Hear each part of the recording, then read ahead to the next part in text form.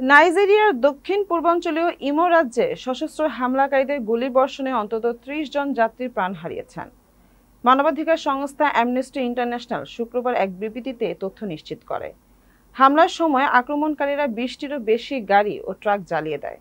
অ্যামনেস্টির প্রতিবেদন অনুযায়ী হামলাকারীরা নিষিদ্ধ বিচ্ছিন্নতাবাদী সংগঠন ইন্ডিজেনাস পিপল অব বিআফ্রা এর সদস্য বলে সন্দেহ করা হচ্ছে, তবে এখনো কোনো গোষ্ঠী দায়িত্ব স্বীকার করেনি।